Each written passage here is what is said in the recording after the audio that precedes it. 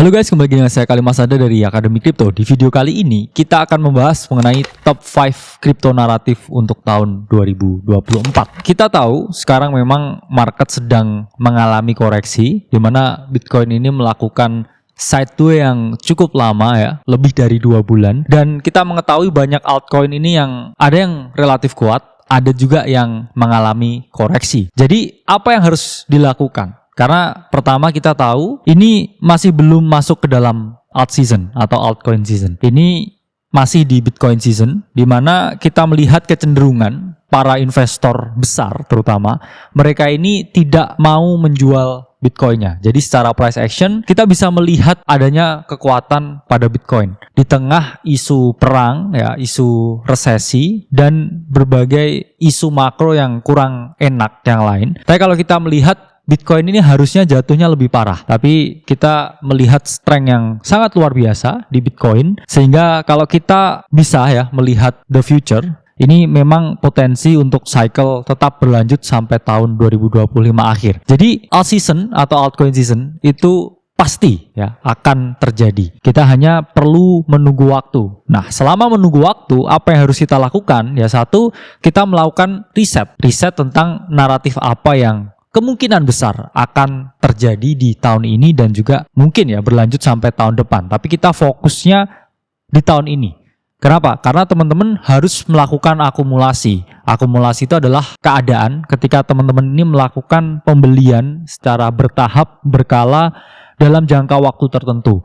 Jadi itu ya teman-teman harus pahami, ketika teman-teman ini mau berinvestasi pada aset yang sangat spekulatif, contohnya seperti altcoins, teman-teman tidak akan pernah bisa menemukan entry tunggal yang 100% paling baik ya. Jadi yang terbaik yang bisa teman-teman lakukan adalah melakukan akumulasi dalam range tertentu, dan ketika alt season terjadi, teman-teman ini tinggal melakukan yang namanya taking profit. Jadi jangan kebalik. Jadi teman-teman jangan nunggu alt season dulu baru beli ya. Itu akan kurang efektif. Kenapa? Karena cycle-nya teman-teman akan menikmatinya sangat sedikit. Jadi beli ketika Bitcoin season seperti ini dan jual ketika altcoin season terjadi. Nah, tanpa berlama-lama, kira-kira apa 5 naratif yang sangat possible terjadi di tahun ini? Pertama, ini mungkin tidak sepenuhnya naratif ya, sedikit ke arah sektor, di mana kita mengetahui Ethereum sudah melaksanakan Dencun update di Q1 2024 dan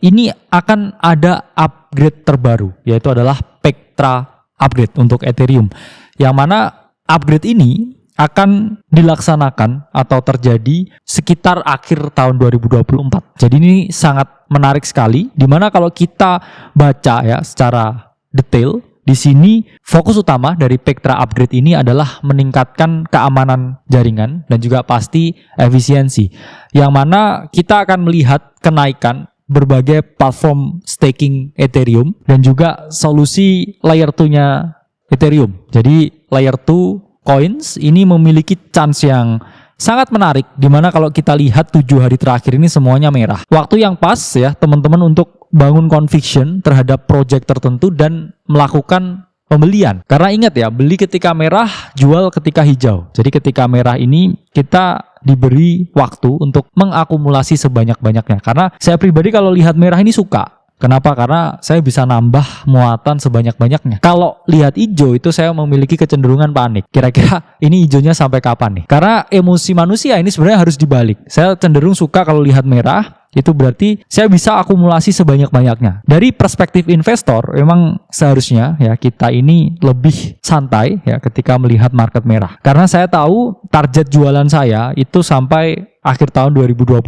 Jadi saya nggak perlu ya setiap hari pusing mikirin fluktuasi harga, dan saya melakukan pembelian secara berkala untuk berbagai project-project ini. Dimana yang paling besar ya untuk layer 2, kita tahu ada Polygon atau Matic, tapi secara market cap ya kita tahu ini sudah sangat besar ya, kurang lebih 6 billion US dollar. Kemungkinan kalau Matic ada run di cycle ini, ya sekali lagi ini bukan ajakan menjual atau membeli ya, kita juga tidak berinvestasi di apapun yang disebutkan di sini. Video ini hanya khusus untuk tujuan pembelajaran. Jadi kalau teman-teman ambil yang udah market cap-nya billions, ketika market ini rally, ya maksimal 100 sampai 200%. Tapi kalau teman-teman scrollnya lebih bawah ya, berbagai project-project ya yang masih sangat kecil valuasinya, ya ini kemungkinan naiknya memang lebih tinggi, bisa sampai 500%. Tapi balik lagi juga potensial drawdown-nya juga relatif lebih tinggi karena kapitalisasi pasarnya yang jauh lebih kecil. Kita juga ada public call di Manta Network, di mana mungkin bisa sedikit kita lihat chartnya untuk Manta.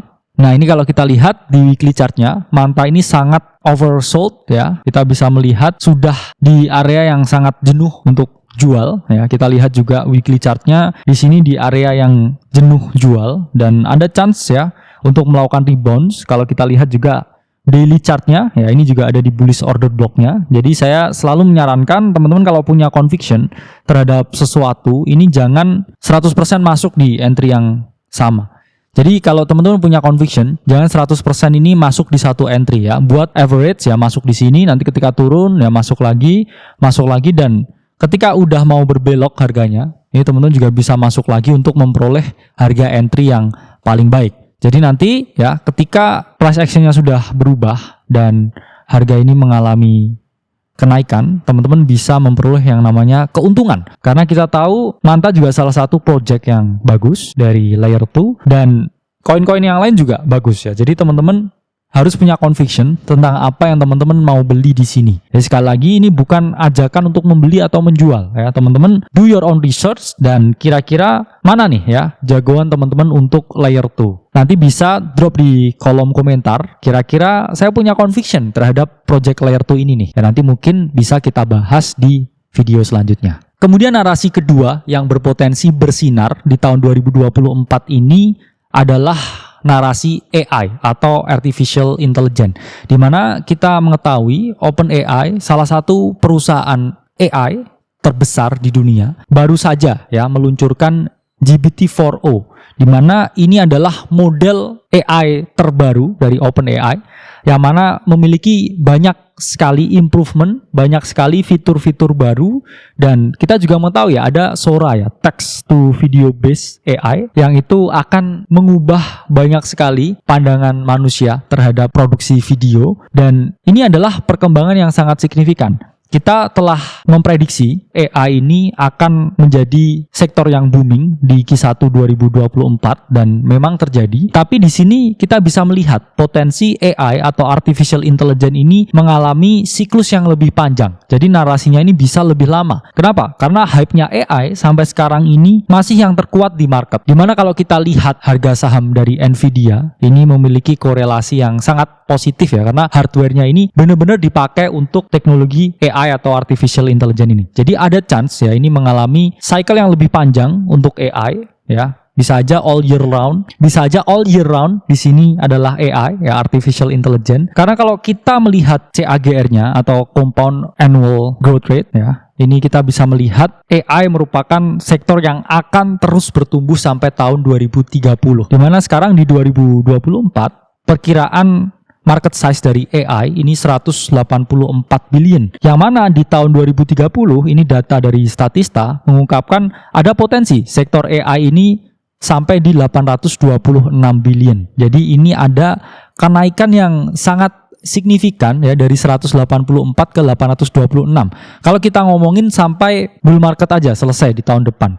Ini 2025 akhir ini kita bisa melihat kenaikan kurang lebih sekitar 60 billion US dollar. Jadi bayangkan besarnya likuiditas dari TradFi, sektor Web2 ini yang masuk ke Web3 ke berbagai project crypto AI yang ada. Yang mana di sini kalau kita lihat ya, total addressable AI market ini akan terus mengalami pertumbuhan. Bahkan konservatif skenarionya ini sangat tinggi ya, apalagi kalau optimistik skenarionya. Jadi kita nggak bisa memungkiri fungsi dari AI yang sangat masif, di mana di sini kita bisa scanning melalui coin market cap beberapa top AI and big data, di mana kita tahu render juga salah satu jagoan kita, public call yang kita lakukan sekarang masih sangat kuat, di mana teman-teman bisa lihat ya, last 7 days ini semuanya merah, render hijau. EKT juga hijau. Ini adalah dua koin yang pernah kita call sebelumnya, yang mana ini adalah perpaduan antara AI dan juga DePIN atau Decentralized Physical Infrastructure. Jadi ini dua sektor jadi satu naratif, render dan juga EKT. Tapi kalau kita melihat berbagai project-project dengan valuasi besar, ya ini balik lagi ya, upside potensialnya jauh lebih kecil. Tapi kalau kita mau screening lebih bawah, lebih bahaya, tapi potensi keuntungannya juga lebih tinggi. Jadi mungkin nggak akan kita mention berbagai AI projects yang masih kecil di sini, tapi mungkin kita akan highlight ya beberapa AI project yang relatif besar yang masih teman-teman bisa akumulasi. Ini contohnya adalah FET atau Fets.ai, di mana di sini kita lihat Fets.ai ini ada chance ya untuk membentuk base di sini dan harga mengalami yang namanya konsolidasi. Kalau kita lihat di weekly chartnya, jadi ada potensi bounce memang Fets.ai sampai 1,8 untuk kemudian melanjutkan run up-nya lagi ke atas. Tapi ingat ya teman-teman, ini juga bukan ajakan menjual atau membeli, kita juga tidak berinvestasi atau berafiliasi di Fets.ai. Kalau teman-teman misalkan mau berinvestasi ke aset kripto apapun, selalu gunakan entry yang banyak ya. Jangan rally ya atau bergantung pada single entry atau satu entry aja. Jadi teman-teman harus melakukan multiple entry untuk memperoleh harga terbaik. Naratif ketiga yang sangat mungkin terjadi di tahun 2024 ini adalah CBDC naratif. Apa itu CBDC? CBDC adalah Central Bank Digital Currency. Jadi ini merupakan suatu proyek atau usaha dari pemerintah untuk memasukkan uang fiat ini ke jaringan blockchain. Jadi ini memang bukan kripto ya, quotes on quotes, tapi fiat yang menggunakan dan juga mengaplikasikan teknologi blockchain. Di mana kita bisa melihat dari CBDC tracker di sini berbagai negara di belahan dunia, bahkan juga di Indonesia, ini ada progresnya terlihat ya. Indonesia kita tahu ada Project Garuda, ini masih di tahap research ya, ini hijau, jadi masih di tahap research. Kalau kita lihat ya, di Cina, ini juga Rusia, ini sudah mulai diimplementasikan proyeknya. Dan di negara lain seperti USA, ini sudah masuk tahap proof of concept atau ini sudah ancang-ancang untuk pilot dan kemudian diimplementasikan. Kita akan melihat jembatan antara pemerintah atau government yang bersedia menggunakan teknologi blockchain dari berbagai proyek kripto yang ada. Ada beberapa ya proyek yang mengerjakan atau berada di narasi CBDC. Beberapa itu contohnya adalah Edgebar, kemudian Chainlink, XRP, dan masih banyak lagi. Tapi hanya kita mention yang paling besar ya untuk menghindari adanya potensi price impact. Ya, jadi teman-teman do your own research tentang narasi CBDC. Karena intinya kalau di narasi CBDC, teman-teman ini harus fokus di koin yang besar. Kenapa? Karena secara logika kita pikir, apakah berbagai negara besar ini mau bekerja sama dengan proyek yang valuasi atau kapitalisasi pasarnya masih kecil? Jawabannya enggak. Mereka pasti akan menembak yang paling besar dan berkolaborasi dengan yang paling besar untuk kemudian meluncurkan teknologi CBDC ini. Alangkah lebih baiknya kalau teman-teman ingin berinvestasi di narasi CBDC, karena ini juga sangat politik news sensitif. Karena kita tahu akhir tahun ini di Amerika akan ada pemilu di US dan kedua kandidat ini ada yang pro CBDC dan ada yang tidak pro CBDC. Jadi naratif ini sangat tergantung ke news siapa yang menjadi pemenang di pemilu Amerika di akhir tahun 2024 ini. Naratif keempat yang berpotensi terjadi di tahun 2024 adalah naratif mengenai decentralized identity. Jadi teman-teman tahu bahwa sekarang ini seluruh government di dunia mencoba berbagai cara untuk mendata atau melakukan tracking terhadap semua warga negaranya. Dan ini akan jauh lebih efektif ketika menggunakan jaringan blockchain. Karena apa? Karena blockchain ini sangat transparan dan juga tidak bisa termanipulasi. Jadi ketika kita store data kita di blockchain, ini pasti tidak bisa dirubah ya. Jadi kita tidak bisa melakukan yang namanya pemalsuan dokumen. Kita juga tidak bisa ya merubah misalkan tanggal lahir atau nama, di mana blockchain di sini pasti sangat transparan dan juga aman. Dalam artian orang tidak bisa dengan mudah merubah datanya. Bahkan kalau kita lihat secara implementasi ini dalam jangka panjang, ini bisa dijadikan suatu alat atau tools untuk melakukan berbagai payment atau berbagai fitur-fitur lain ketika identitas ini benar-benar bisa ya dikelola dalam satu pondasi teknologi yang mana ya ini memiliki banyak sekali kontroversi karena banyak pihak yang pro dan pihak yang kontra. Karena ini sangat bersinggungan sekali dengan privacy. Yang mana kalau kita lihat privacy juga ada chance menjadi salah satu naratif yang akan terjadi di tahun 2024 ini.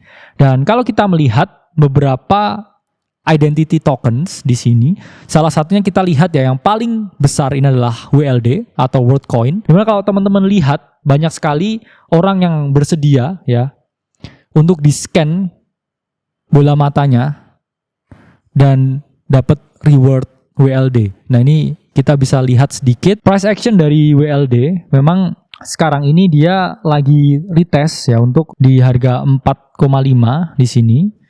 Nah ini retestnya harusnya positif ya. Kenapa? Karena kalau di sini dia tidak melakukan pemantulan, ya ada chance dia masih turun sampai harga bahkan 1. Ada chance dia retest 1. Tapi kalau kita lihat di sini osilatornya juga masih relatif positif ya untuk mengalami pemantulan. Tapi ingat teman-teman, never rally on single entry. Kalau teman-teman punya keyakinan pada project apapun yang dibeli, ya sekali lagi kita dan saya pribadi tidak membeli WLD atau terafiliasi dengan WLD. Ini hanya video untuk tujuan edukasi. Jadi lihat apa digital identity token yang menarik dan teman-teman bisa membangun conviction di around that project. Naratif kelima yang akan berpotensi terjadi di tahun 2024 ini adalah narasi cyber security. Kita mengetahui AI ini akan menyebabkan data breach yang sangat luar biasa atau data para pengguna internet ataupun pengguna platform lain ini terserap dan digunakan semuanya oleh AI. Sehingga ini bisa memicu bahaya karena bukan hanya AI, kita tadi membahas yang mengenai CBDC, kita juga membahas mengenai potensi digital identity, yang mana itu semua akan meningkatkan yang namanya cyber security threat, di mana banyak negara saat ini sudah meningkatkan keamanan cyber mereka, yang mana keamanan cyber ini sangat diperlukan, bukan hanya untuk menjaga data, tapi tetap melindungi agar data ini tidak bisa diakses ya oleh berbagai pihak yang tidak diinginkan. Jadi kita juga bisa melihat di sini banyak sekali ya cyber security tokens dengan market capitalization yang berbeda-beda. Tapi kalau kita melihat sektor di kripto untuk cyber security ini masih sangat kecil. Jadi teman-teman fokus di project-project dengan kapitalisasi pasar yang paling besar karena untuk cyber security ini masih didominasi untuk perusahaan-perusahaan Web2. Tapi ingat ya, ketika ini tidak populer dan kecil sekali valuasinya, itu berarti ketika uang masuk dari sektor tradisional masuk ke dalam sini, apa yang terjadi? Ini adalah pembengkakan harga atau valuasi yang sangat luar biasa. Dan sangat bagus kalau kita positioning sebelum suatu naratif tersebut terjadi, daripada kita mengambil posisi ketika itu semua sudah berjalan. Dan kita tidak akan memiliki risk to reward yang baik. Jadi itu 5 naratif yang mungkin terjadi di tahun 2024 ini. Sekali lagi teman-teman harus mengambil konsiderasi yang tinggi sebelum melakukan aktivitas pengambilan keputusan keuangan apapun. Jadi teman-teman ingat bahwa di market ini serba mungkin terjadi apapun. Jadi teman-teman bisa berharap yang terbaik sembari memikirkan risiko yang terburuk. Semoga video ini bermanfaat. Saya Khalil Masada dari Akademi Kripto. Sampai berjumpa di video selanjutnya.